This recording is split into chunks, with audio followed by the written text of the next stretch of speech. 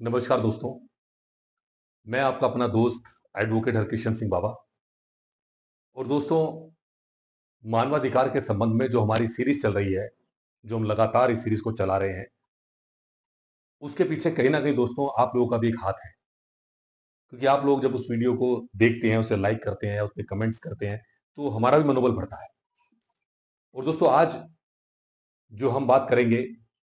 बालक अधिकार संरक्षण आयोग अधिनियम 2005 के संबंध में,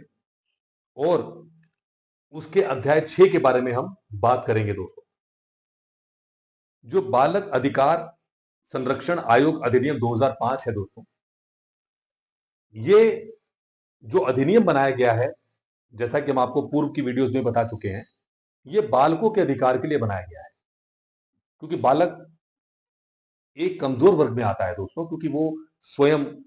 ना तो अपने आप को आर्थिक रूप से सशक्त कर सकता, ना मानसिक रूप से, ना शारीरिक रूप से। तो ऐसे में उसे कहीं ना कहीं एक ऐसी सहायता की जरूरत होती है जो उसके अधिकारों की रक्षा कर सके। तो दोस्तों, ऐसे में जो बालक अधिकार संरक्षण आयोग अधिनियम 2005 है, उसका अध्याय 6 जो कि बताता है वित्त लेखा और संपरीक्षा के बारे में, जिसकी धारा 27 कहती है केंद्रीय सरकार द्वारा अनुदान। उपधारा 1 कहती है केंद्रीय सरकार संसद द्वारा इस निमित्त विधि द्वारा किए गए सम्यक विनियोग के पश्चात आयोग को अनुदानों के रूप में ऐसी धनराशियों का संदाय करेगी जो केंद्रीय सरकार इस अधिनियम के प्रयोजनों के लिए उपयोग किए जाने के लिए ठीक समझे। यानी कि दोस्तों, केंद्रीय सरकार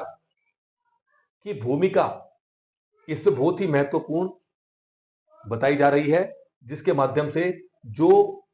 सरकारें हैं, जो राज्य सरकारें हैं, जो आयोग हैं, उनकी कार्रवाई उचित ढंग से चल सके। अब दोस्तों, बात करेंगे धारा 2 के बारे में। आयोग इस अधिनियम के अधीन कृत्यों का पालन करने के लिए ऐसी धनराशियां खर्च कर सकेगा जो वह ठीक समझे, और ऐसी राशियां उपधारा 1 में निर्दिष्ट अनुदानों में से संदेह वे मानी जाएंगी। यानी कि दोस्तों, केंद्रीय सरकार को अनुदानों के संबंध में एक महत्वपूर्ण शक्ति दी गई। उसके बाद माननीय आयोग को एक शक्ति दी गई कि उसे जो भी जहां पर भी उचित लगता है आयोग के कार्यों को चलाने के लिए, वहां पर उन अनुदानों का इस्तेमाल कर सकती है दोस्तों। अब दोस्तों, बात करेंगे धारा 28 की, राज्य सरकारों द्वारा अनुदान। उपधारा 1 कहती है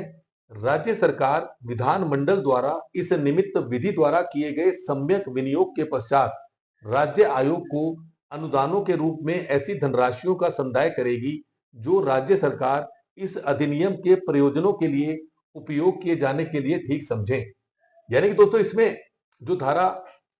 27 में केंद्रीय सरकार के संबंध में बताया गया था अनुदानों को यूटिलाइज करने के लिए, और धारा 28 के अंदर राज्य सरकार को एक शक्ति दी गई है अनुदानों के यूटिलाइजेशन के संबंध में। तो दोस्तों, इसमें यह बता दिया गया है कि राज्य सरकार जहां पर भी उचित समझती है, विधानमंडल द्वारा इस निमित्त विधि द्वारा किए गए सम्यक विनियोग के पश्चात, यानी कि जो एक सम्यक विनियोग होगा उसके पश्चात राज्य आयोग को जो भी सहायता अनुदानों के संबंध में करनी है वो कर सकेगी। और दोस्तों, अब इसके बाद हम बात करेंगे उपधारा 2 की। राज्य आयोग इस अधिनियम के अध्याय 3 के अधीन कृत्यों का पालन करने के लिए ऐसी धनराशियां खर्च कर सकेगा जो वह ठीक समझे, और ऐसी राशियां उपधारा 1 में निर्दिष्ट अनुदानों में से संदेह वे मानी जाएंगी। यानी कि दोस्तों, राज्य सरकार माननीय आयोग को अनुदान के संबंध में सहायता करेगी, और माननीय राज्य आयोग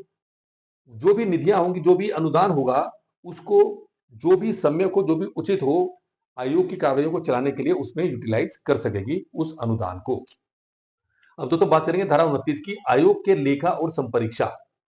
उपधारा एक कहती है आयोग उचित लेखा और अन्य सुसंगत अभिलेख रखेगा और लेखाओं का वार्षिक विवरण ऐसे प्रारूप में तैयार करेगा जो केंद्रीय सरकार भारत के नियंत्रक महालेखा परीक्षक से परामर्श करके विहित करे। यानी कि दोस्तों, इसके अंदर आयोग के लेखा और संपरीक्षा के संबंध में जो धारा 29 बता रही है, इसमें नियंत्रक महालेखा परीक्षक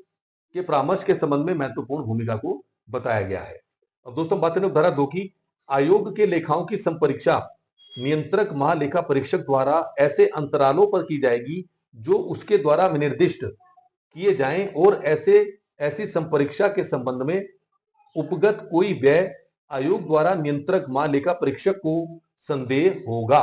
यानी कि दोस्तों आयोग और नियंत्रक महालेखा परीक्षक की एक महत्वपूर्ण भूमिका के बारे में धारा 29 की उपधारा 2 में बताया गया है। अब दोस्तों हम बात करेंगे उपधारा 3 की। नियंत्रक महालेखा परीक्षक और इस अधिनियम के अधीन आयोग के लेखाओं की संपरीक्षा के संबंध में उसके द्वारा नियुक्त किसी व्यक्ति को उस संपरीक्षा के संबंध में वे ही अधिकार और विशेषाधिकार तथा प्राधिकार प्राप्त होंगे जो नियंत्रक महालेखा परीक्षक को साधारणतया सरकारी लेखाओं की संपरीक्षा के संबंध में होते हैं और विशिष्टतया उसे बहियां, लेखे, संबंधित वाउचर तथा अन्य दस्तावेज और कागज पत्र पेश किए जाने की मांग करने तथा आयोग के किसी भी कार्यालय का निरीक्षण करने का अधिकार होगा। यानी कि दोस्तों देखिए, उपधारा 3 में नियंत्रक महालेखा परीक्षक को इस अधिनियम के अंतर्गत काफी शक्तियां प्रदान की गई है दोस्तों। अब दोस्तों बात करेंगे उपधारा 4 की। आयोग द्वारा केंद्रीय सरकार को नियंत्रक महालेखा परीक्षक द्वारा या उस इस निमित्त उसके द्वारा नियुक्त किसी अन्य व्यक्ति द्वारा प्रमाणित आयोग के लेखे उन पर संपरीक्षा रिपोर्ट सहित प्रति वर्ष भेजे जाएंगे और केंद्रीय सरकार ऐसी संपरीक्षा रिपोर्ट को उसके प्राप्त होने के पश्चात यथाशीघ्र संसद के प्रत्येक सदन के समक्ष रखवाएगी। यानी कि दोस्तों केंद्र सरकार को जो है संपरीक्षा रिपोर्ट के संबंध में ये हिदायत इसमें दी गई है उपधारा 4 के अंदर कि वो यथाशीघ्र जो भी रिपोर्ट्स होंगी वो संसद के प्रत्येक सदन के समक्ष रखवाएगी। अब दोस्तों बात करेंगे धारा 30 के बारे में, राज्य आयोग के लेखा और संपरीक्षा। उपधारा कहती है राज्य आयोग उचित लेखा और अन्य सुसंगत अभिलेख रखेगा और लेखाओं का वार्षिक विवरण ऐसे प्रारूप में तैयार करेगा जो राज्य सरकार भारत के नियंत्रक महालेखा परीक्षक से परामर्श करके विहित करे। उपधारा 2 कहती है दोस्तों, राज्य आयोग के लेखाओं की संपरीक्षा नियंत्रक महालेखा परीक्षक द्वारा ऐसे अंतरालों पर की जाएगी जो उसके द्वारा विनिर्दिष्ट किए जाएं और ऐसी संपरीक्षा के संबंध में उपगत कोई व्यय राज्य आयोग द्वारा नियंत्रक महालेखा परीक्षक को संदेह होगा।